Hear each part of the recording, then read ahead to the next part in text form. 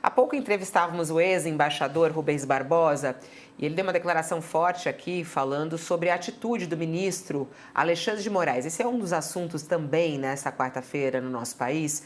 O ministro Alexandre de Moraes está cobrando explicações da Espanha após a extradição do bolsonarista ser negado. Essa é uma informação importante que está sendo divulgada hoje. O ministro Alexandre de Moraes suspendeu a extradição de um búlgaro preso a pedido do governo espanhol para responder a uma decisão da Espanha de não extraditar o influenciador bolsonarista Oswaldo Eustáquio. Segundo Moraes, o governo espanhol desrespeitou o requisito da reciprocidade. Ouvindo agora o ex-embaixador, o Zanini, ele dizia que quem deveria ter dado esse recado à Espanha teria que ser o embaixador, teria que ser o Itamaraty. Mas a gente vê mais uma vez o ministro Alexandre de Moraes saindo do país e tomando decisões. Há um exagero aí na sua análise? Como é que você vê esse conflito? Eu acho que essa é mais um ponto na lista bastante longa de atitudes questionáveis e criticáveis e talvez heterodoxas do ministro Alexandre de Moraes nesse combate, digamos, ao bolsonarismo, às milícias digitais. Todo esse processo que o ministro tem relatado nos últimos anos tem sido bastante questionado por alguns excessos. Esse me parece um ponto bastante criticável, porque, primeiro que é uma decisão judicial espanhola. A justiça espanhola tem independência com relação ao executivo espanhol, como no Brasil. São democracias com separação de poderes. Então, parece um pouco estranho o ministro querer explicações do governo espanhol para uma decisão da justiça espanhola, que teve lá seus motivos. Eu não me debrucei sobre o mérito da decisão, mas houve uma decisão, grosso modo, baseado no fato de que haveria uma proteção à liberdade de expressão que esse bolsonarista Oswaldo Eustáquio teria na Espanha. Essa foi um pouco o raciocínio. Então, começa daí, começa um pouco dessa mistura do ministro Alexandre de Moraes, do Executivo espanhol com o Judiciário espanhol. E o segundo ponto, que me parece bastante questionável também, é querer retaliar, como se o ministro Alexandre de Moraes, talvez imbuído pelo espírito do Donald Trump, de querer colocar tarifa aqui, aí o país afetado retalia de lá, quis dar uma de Trump, eventualmente, quis dar uma de retaliar na mesma medida, quer dizer, e aí mistura um caso de um búlgaro que está aqui no Brasil, que é um processo que não tem nada a ver com o processo do brasileiro que está lá na Espanha, e por causa disso o búlgaro vai pagar o pato pela decisão da justiça espanhola. Quer dizer, tudo muito estranho, tudo muito esquisito, tudo muito político, quando deveria ser uma discussão jurídica do Alexandre de Moraes, nesse caso, e eu acho que é mais um ponto pelo qual ele vai ser bastante questionado numa atitude que parece realmente um pouco excessiva. Aí, Thales, nesse ponto, vem aqui a quantidade de mensagens. Ah, vai lá, Xandão. Tá certo, Xandão, existe uma torcida, para essa atitude do Alexandre de Moraes. As pessoas parecem que gostam um pouco desse lado aí, uma parte delas, óbvio, outra não, mas dessa atitude mais impositiva de Alexandre de Moraes. Como é que você vê, o Thales, Alexandre de Moraes tentando defender os interesses do Brasil? Ele vai e sai do país e ataca a Espanha nesse ponto aí. Taca não, mas compra a briga com a Espanha, né? O Alexandre de Moraes, às vezes, precisa se despir do Xandão. Ele não pode embarcar nessa onda do xerifão. Isso é o que de pior ele pode fazer e é o que de pior, em alguns momentos, ele tem feito. Ele tem ultrapassado um pouco o limite de o que ele deve fazer.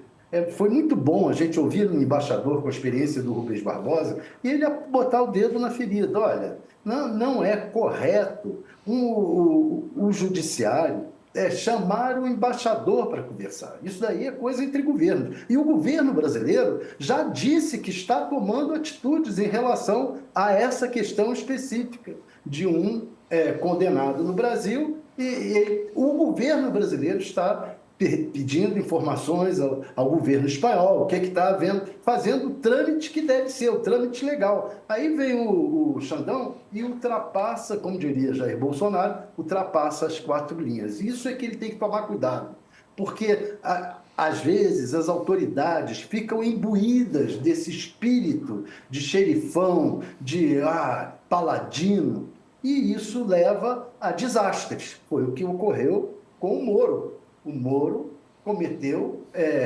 deslizes e mais deslizes e estragou uma operação que era importantíssima para o país, que era a Lava Jato. Ele jogou no lixo a operação com esses deslizes. E o Xandão tem que tomar cuidado com isso. Que, de fato, eu não contesto tanto a questão da reciprocidade. Quer dizer, se a justiça lá faz uma coisa, se existe esse instrumento da reciprocidade, tudo bem. Agora, não é correto que o judiciário chame um embaixador para explicar ao juiz o que fez. Isso daí é governo com governo. Até na reportagem do jornal Folha de São Paulo, tem um trecho aqui falando que até na intimação, Alexandre de Moraes, ele cita o embaixador da Espanha no Brasil, embora a representante do país seja uma mulher, que é a diplomata Mar Fernandes Palacios. Faltou um Google básico ali. Não, e aí, né, Zanini, isso mostra que realmente eu acho que ele não teve nenhum diálogo com o embaixador, né? Certamente não. Certamente não. Tomou a decisão um pouco nessa linha que ele tem de muitas vezes ser autossuficiente, tomar as decisões sem ouvir as pessoas, acaba cometendo até uma gafe dessa. O ministro determinou que o governo da Espanha, por meio da sua embaixada, preste informações em 5 dias, comprovando o requisito da reciprocidade, em especial do caso citado. Então, vamos aguardar, né? O Eustáquio, ele está na Espanha, esse blogueiro, né, desde 2023, no processo que ocorre no país. O governo brasileiro afirma que Eustáquio publicou vídeos que incitavam a prática de atos antidemocráticos favoráveis ao fechamento do Congresso e ao Supremo, né? O governo do Brasil afirma que Eustáquio usou perfis ligados aos filhos para perseguir policiais que investigavam a tentativa de golpe.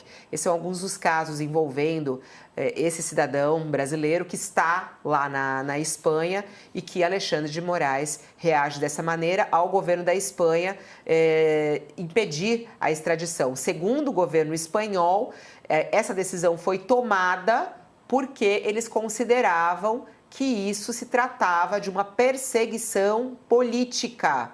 A gente sempre cai nesse tema, né, Josias? Perseguição política para aqueles que fizeram ataques ao Estado Democrático de Direito, tentativa de golpe, perseguição. E aí é curioso ver o entendimento da Espanha também para esse caso, né?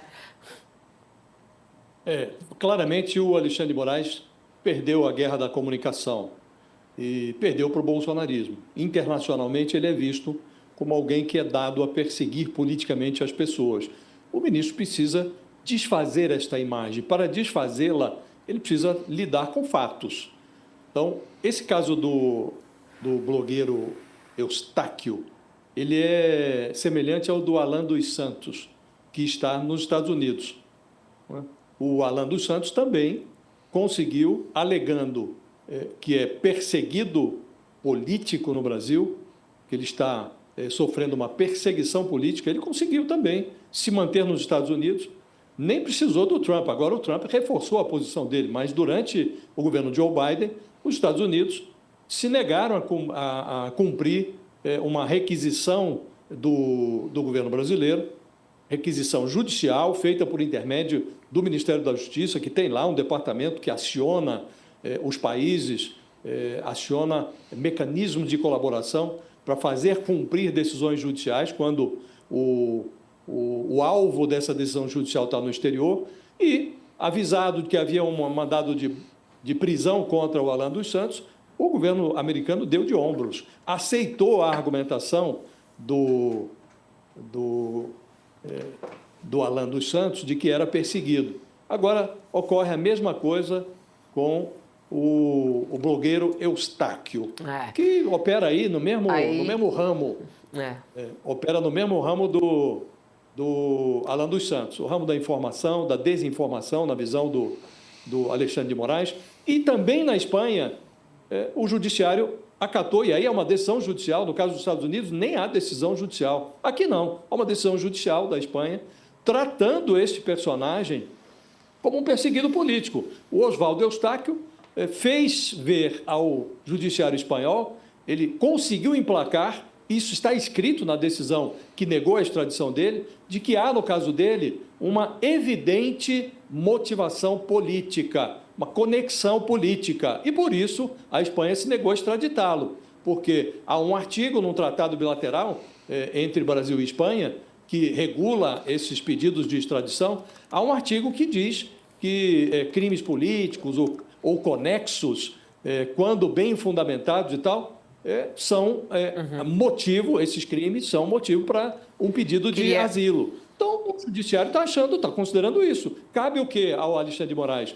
Mostrar ao judiciário espanhol que não se trata de uma perseguição, que o personagem cometeu crimes e que está sendo processado no âmbito do Supremo por isso. Agora, esse negócio de retaliar, inclusive não foi só o Alexandre de Moraes, não se limitou a negar a extradição do búlgaro, que é condenado na Espanha por tráfico de drogas. Ele concedeu a liberdade ao búlgaro.